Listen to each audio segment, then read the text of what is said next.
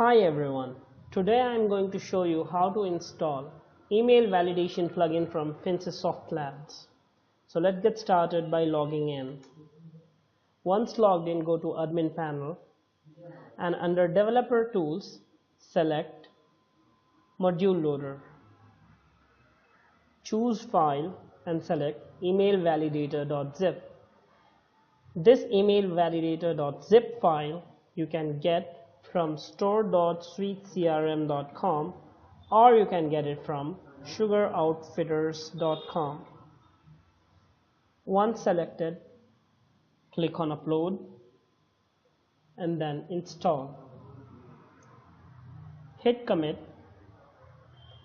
After installation, it will redirect you to key validation file. Now you should get this key from the store itself.